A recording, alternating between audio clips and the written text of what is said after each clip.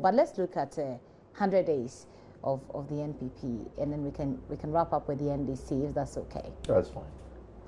Well, Mr. Jacko doesn't seem to agree that that's fine. No, absolutely. I think that's been a fantastic 100 days. 100 days of lawlessness. Anyway. Unfortunate. I mean, it happens. It's unfortunate that, and I think that if people want to make capital out of this, it is unfortunate. We have challenges. This country has challenges. Okay, and some of it is self-inflicted. 100 days? No, I mean he wants to keep going back to lawlessness. No, but we're done with that issue. So let's talk about 100 days. I would have liked to respond. Because we also have Roland Walker at Agbogbloshie, and we'll be going to him live. I really would have loved to respond that if it is happening and we must find a way to stop it. Yes, let's look at 100 days. What's your assessment of your party? You see, it depends on the category, the class under which you want. I think that economically we have performed well. Politically, we have performed well. We have gotten some usual. It is usual. It is very, very usual. We have gotten some usual problems with transition. And I can tell you, for instance, all these things about cars, President Mahama had seen what had happened and had said that as for him, he won't allow any political office holder to buy their cars. It didn't happen. He never said at the end of service. I don't know. But you see, after all of this, the current president is saying that based on the things that have happened, I am saying that it should stop. I am firm in my conviction that me and APAC, we will find an amendment to the transitional law that will rule out. That will be the only option. When it is out, then this one has taken a car. No, I didn't take the car. The car belonged to me. They came and knocked at my door at 4 o'clock. All of it will go away. Yesterday, Koko Anyidoho, Deputy General Secretary of the party, said that very soon of which the party? Flagstaff of the NDC said that very soon. Because okay. this is not China where there's one party. I understand. Yeah. So he says that very soon the Flagstaff House will become a scrap yard because he said vehicles are assets that depreciate. So over the years, if you've used it, you sell it, and then you can use the money to either buy another car or do something else. He said very soon the Flagstaff House will become a scrap yard because all the vehicles will be there. Let it They're be. not being sold. Let it be. Well, let it be. Dr. Park, let him. Okay, let it be. I think it's just it's on a lighter note, so I will not even bother to okay, respond. so finish up with 100 days. But I think that all the indicators, for me, it is about the people. You matter, people matter. I think what the yardstick really must be. My sister Yabedu, how does she feel? I'm a Christian, and the Christians will tell you that the most important thing is hope. For me, this first 100 days, the most important thing that has happened to the Ghanaian, and it reflects in the Ghanaian economy, is something called hope. Things have not crystallized yet. Okay. But the business people can see the hope. So all of a sudden, the dollar that went up to 4.7 has come down to 3.8. There's a very interesting analysis on that as well, but let me just interrupt quickly. Let's continue with our discussion. Mr. Jacko, you were talking about the NPP's 100 days. You say it's brought hope. Yeah. Wrap it up, you see, wrap it up for us. The economists will tell you that it is speculation that sometimes drives a currency. But when people are sure and certain, it takes away speculation. I think the biggest thing that has happened to the reasonable man, the man working in the street, that it is a new hope that it will be well. I will be the first person to admit that we are not out of the woods.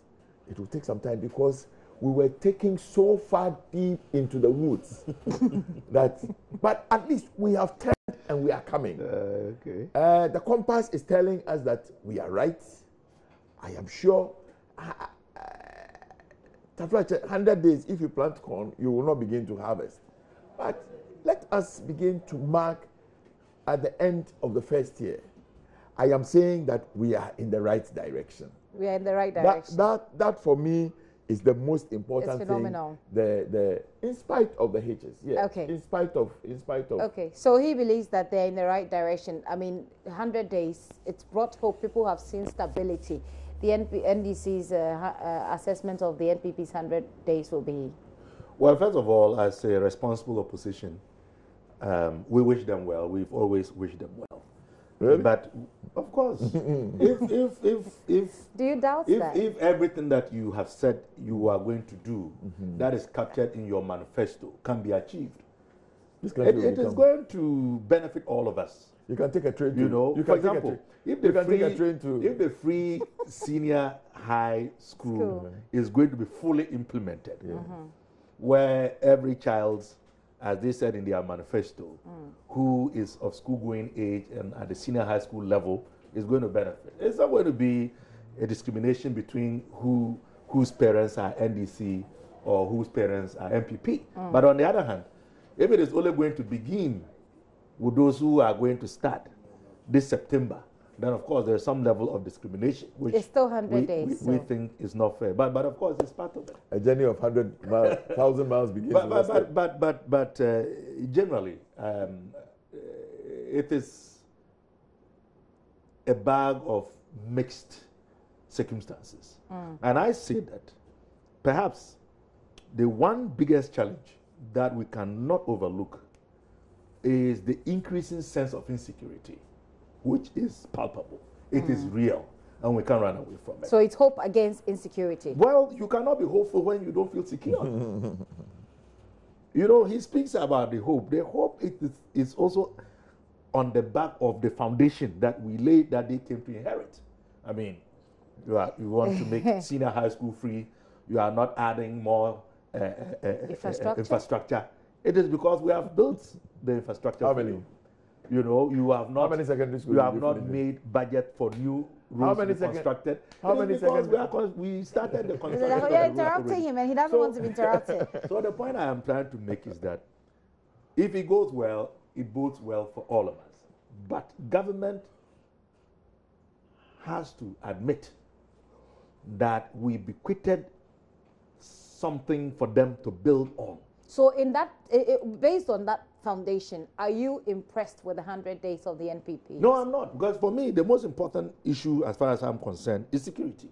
And I'm not convinced, I'm not impressed with the way security matters have been handled.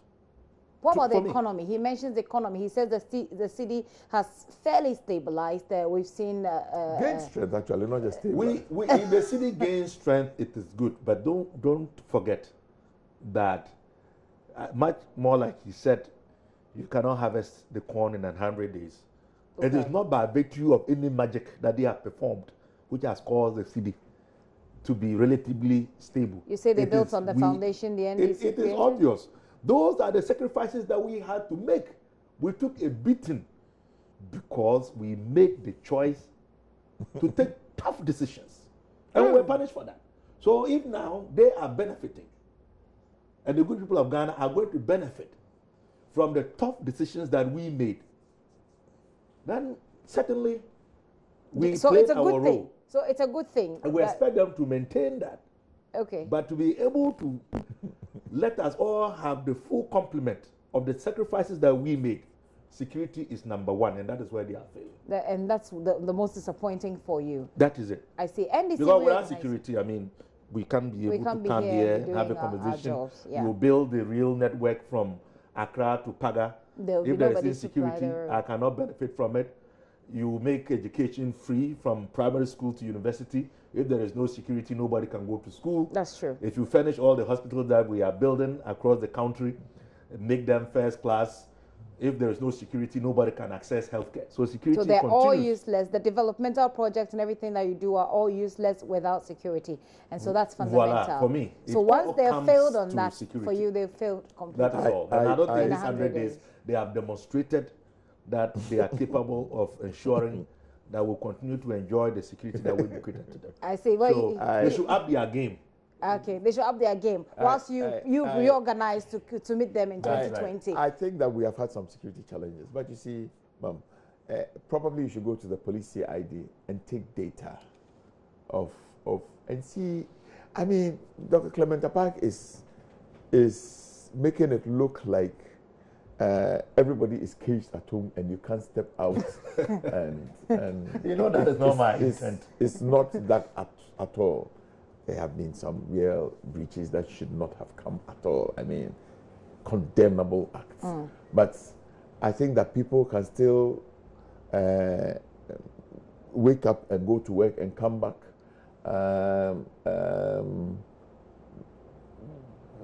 I don't believe... It's not as alarming? I don't believe it is as alarming as Dr. Park is making it look. Schools have not shut because something has happened. No, he was making that, he was referring to something else. I am saying that, what is he referring to? He says that if we have all of the things that you say, I completely agree. We don't have security. It is only in a safe and secure environment that any economy will thrive. True. It is tried knowledge. Okay, I completely agree. But, and I am the first person to admit that there have been some incidents, and I say there have been some specific incidents that are condemnable. Okay. But I don't believe at all that there is our security is in jeopardy. I don't believe we are so far away from a situation like that. Okay. So first 100 days to we have the biggest government that Ghana has ever witnessed. 110. Is that a good or a bad thing? Of course, it cannot be good. I mean, if you say that the economy is challenged, it's too early to judge. Then you appoint 110 Isn't it too early to judge? Who are going to draw their going salaries to work for 4 years. and emoluments and other benefits from the public purse, and then you pad the budget for the Office of Government Machinery. That's another point of disappointment for you. Yes, it is much bigger than 5 or 6 ministries combined. Okay. Of course, we have to query all of this. So whilst we assess... And you have not announced a cabinet. Do you know the composition of cabinet? Maybe Mr. Yako knows. Do you? I don't know. Per Article 76(2), the cabinet is supposed to assist the president in the implementation of general government policy. I mean, the ministers been appointed. You see, yes, what the Constitution says is that there shall be a cabinet which is no more than 19 and not less than 10. Yeah, so if you can appoint 110 ministers, what is the big deal about getting 19 of them to form the cabinet? No, so far you know, the cabinet is there, except that it's not been announced. But we need to know. Okay. You promise an open and transparent government. Okay, I believe that they are hearing. I want to believe. I don't know who I will go and tell the Minister for Information that Dr. Clement Park wants to know. We have a right to know our citizens. I will go and tell him that Dr. Clement Park wants to know. It's the entire country. It's the entire country that wants to know who the cabinet. I want to know who is advising the president. Finance running. Anyway, I want to know who is advising the president. It's important. So while is it the Minister of State in charge of education at the presidency who advises the president on education, or is the Minister of Education? There is not a Minister of State in charge of education. He is a Minister of State in charge of tertiary education. So who is advising? Okay, fair enough. Fair enough. Is it the Agric Minister or the Minister of State? You're not impressed with the 100 days so far.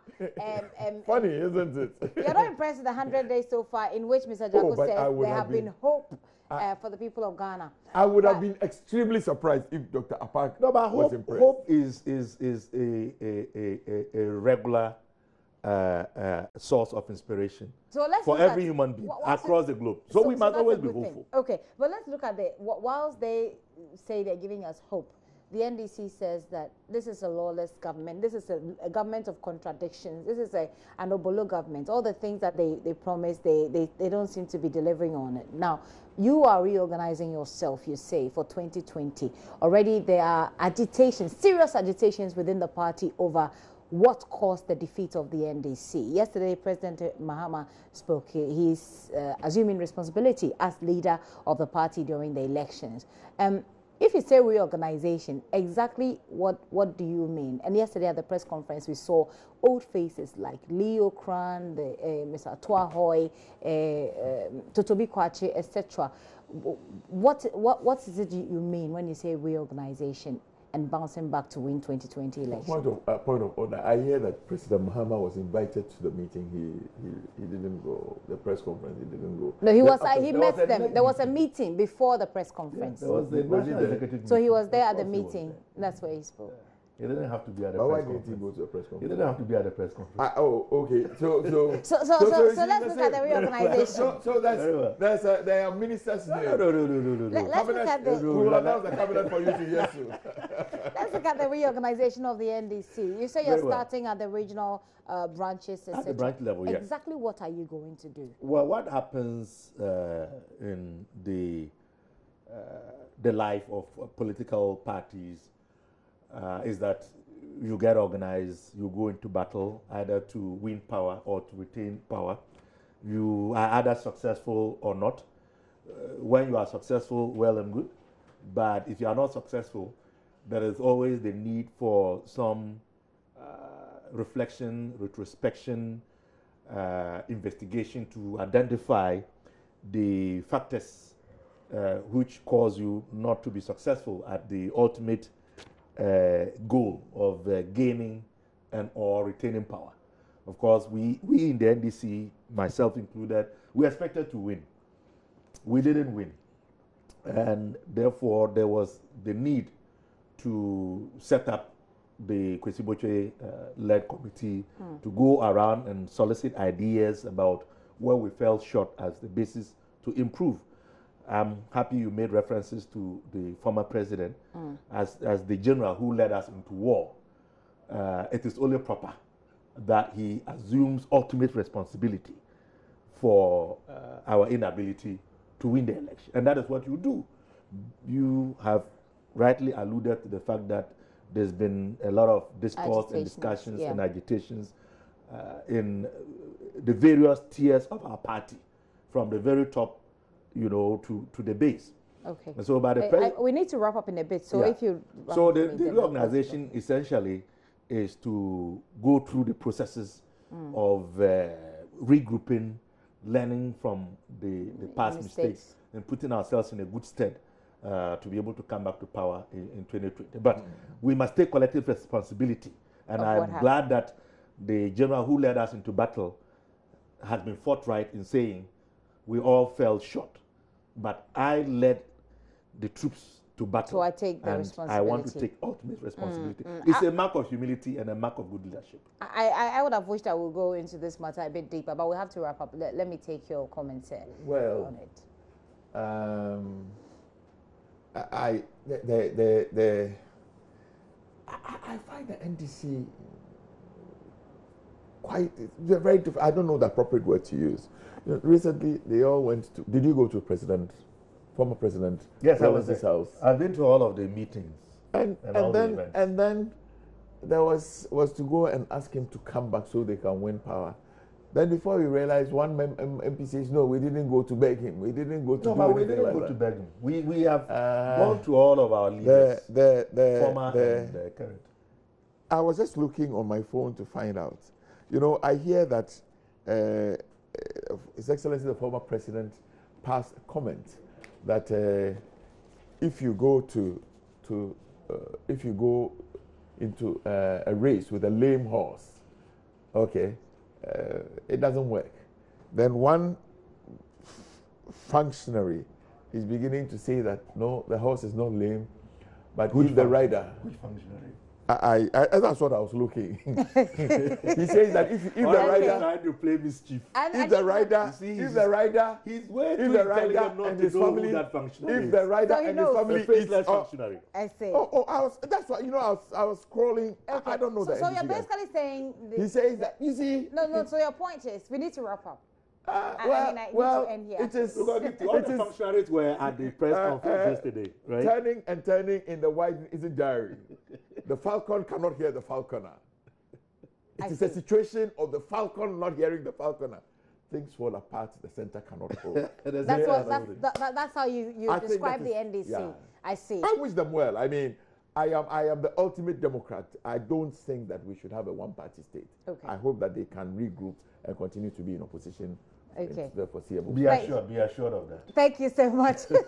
Thank you so much for joining us with this discussion. Emmanuel Kyerematen Jarko is Member of Parliament for Ayawaso. Did you hear what I said? I said they can regroup and continue to be in opposition for the foreseeable future. Okay, and that is his phone ringing, so we're done with him.